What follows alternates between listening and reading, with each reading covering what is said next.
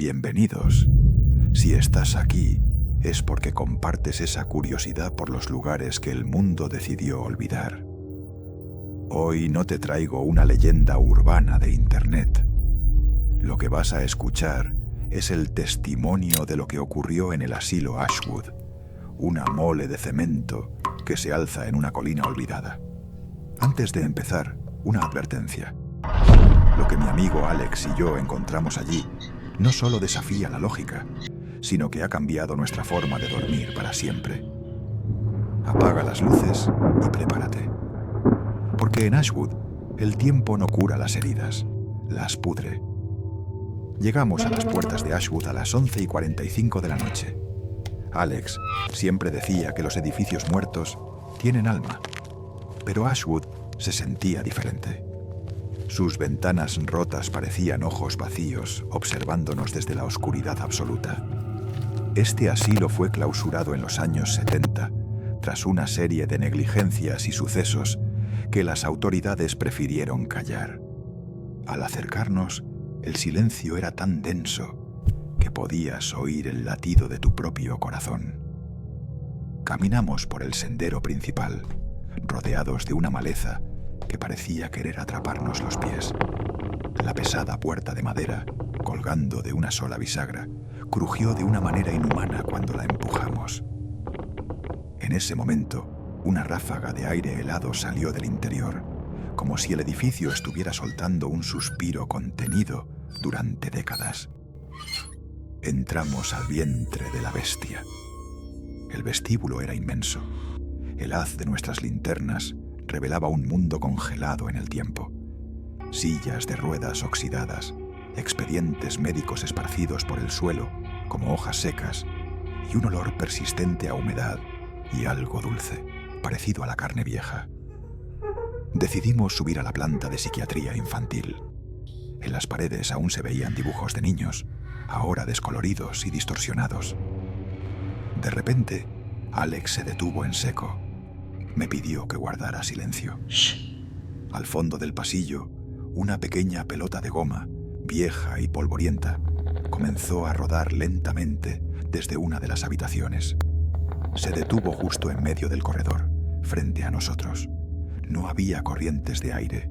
No había nadie allí.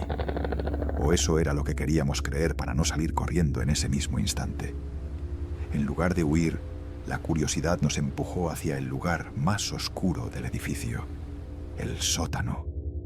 Bajamos las escaleras de cemento y la temperatura cayó de golpe. Podíamos ver nuestro propio aliento formando pequeñas nubes frente a nosotros. El sótano de Ashwood no era para pacientes comunes. Era donde guardaban a los casos que el personal consideraba perdidos. Celdas con puertas de acero sólido y pequeñas rendijas por donde apenas pasaba la luz. Fue entonces cuando escuchamos el primer sonido real. No fue un crujido del edificio, fue un arrastre metálico, como si alguien arrastrara algo pesado envuelto en tela vieja. El sonido venía de la última celda del pasillo, cuya puerta estaba ligeramente entreabierta. Alex, movido por un impulso que aún hoy no comprendo, se acercó para mirar a través de la rendija.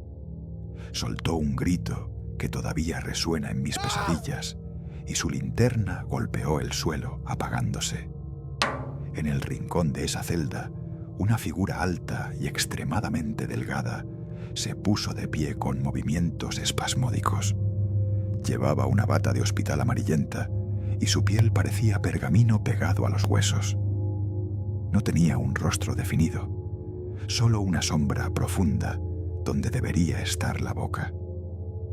Emitió un gorgoteo gutural, una risa seca que parecía venir desde lo más profundo de una tumba. Corrimos como nunca antes lo habíamos hecho. Podíamos oír sus pies descalzos golpeando el cemento justo detrás de nosotros, ganando terreno en cada segundo. Subimos las escaleras de 2 en 2, tropezando con escombros y restos de muebles. Sentía el aire frío de sus dedos rozando mi nuca. Saltamos por una ventana rota hacia el exterior, cayendo sobre los arbustos mientras esa risa se desvanecía lentamente en la oscuridad del edificio. Llamamos a la policía desde el pueblo más cercano. Al día siguiente, registraron el lugar. Esperábamos que encontraran a un intruso o a alguien viviendo allí ilegalmente. Pero lo que hallaron fue mucho más perturbador. En esa misma celda del sótano encontraron el cadáver momificado de un hombre. Las pruebas forenses confirmaron que había muerto de hambre hacía más de 20 años, olvidado por todos cuando el asilo cerró sus puertas. La policía insistió en que era imposible que alguien nos hubiera perseguido. Dijeron que la sugestión y el miedo nos habían jugado una mala pasada. Pero hay algo que no les conté a los agentes. Al revisar la grabación de mi cámara esa misma noche, durante la huida, se escucha claramente una voz rasgada susurrándome al oído. «Gracias por venir. Ashwood ha sido demolido, pero los secretos que guardaba me acompañarán siempre». La pregunta es, si ese hombre llevaba muerto 2 décadas, ¿quién fue el que nos expulsó de aquel sótano? ¿Y tú? ¿Te atreverías a entrar en un lugar así, sabiendo que hay deudas que nunca se terminan de pagar? A pesar de que el edificio fue demolido semanas después, la historia no terminó con las excavadoras derribando los muros de Ashwood. Para Alex y para mí, el verdadero horror empezó cuando regresamos a la seguridad de nuestras casas. Pasé las primeras noches en vela, con la luz encendida, sintiendo que el aire de mi habitación era igual de pesado que el de aquel sótano. Alex se llevó la peor parte. Empezó a llamarme a horas extrañas, obsesionado con la identidad del hombre momificado. Gracias a un contacto en el archivo municipal, logramos ponerle un nombre a aquel cadáver olvidado. Se llamaba Elias Thorne. Elías no era un paciente peligroso. De hecho, no debería haber estado en el sótano. Era un hombre que había sido recluido por error administrativo y, cuando el asilo fue desalojado en medio del caos de los años 70, alguien simplemente cerró su celda con llave y se llevó la identificación de la puerta. Elías no murió en un accidente. Elías fue borrado del mundo mientras aún respiraba. Esta información nos dio una tregua de unos días, pero una noche Alex me envió un mensaje que me heló la sangre.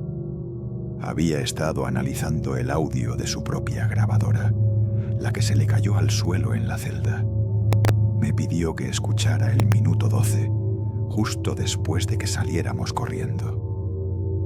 En el silencio de la celda vacía se escuchaba un sonido metálico. Era el sonido de la cerradura de la celda girando por dentro, seguido de un suspiro de alivio que no pertenecía a ninguno de nosotros.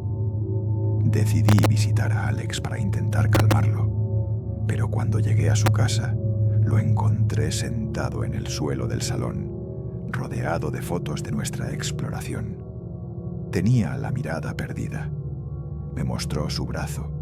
Tenía una marca violácea, una huella de 5 dedos largos y delgados que no desaparecía con los días. Me confesó que desde aquella noche sentía que el olor a humedad y carne vieja lo perseguía a todas partes, incluso dentro de su propia ducha. Lo más aterrador ocurrió un mes después de la demolición. Fui al solar donde antes se alzaba el asilo, buscando algún tipo de cierre emocional. El terreno estaba anivelado, cubierto de tierra fresca y escombros triturados. Mientras caminaba por lo que solía ser el área del sótano, encontré algo brillando entre la tierra. Me agaché y lo recogí. Era el botón de una bata de hospital, amarillento y desgastado. Al levantarlo, sentí un escalofrío que me recorrió la columna vertebral. En ese momento, el sol empezó a ponerse y las sombras de los árboles cercanos se alargaron sobre el terreno baldío. Escuché un susurro.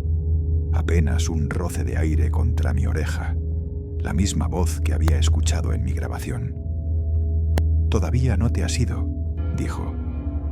Miré a mi alrededor y no había nadie en kilómetros a la redonda, pero en la tierra blanda, justo al lado de mis propias huellas, aparecieron unas marcas de pies descalzos, hundiéndose en el suelo, como si alguien invisible estuviera parado justo a mi lado.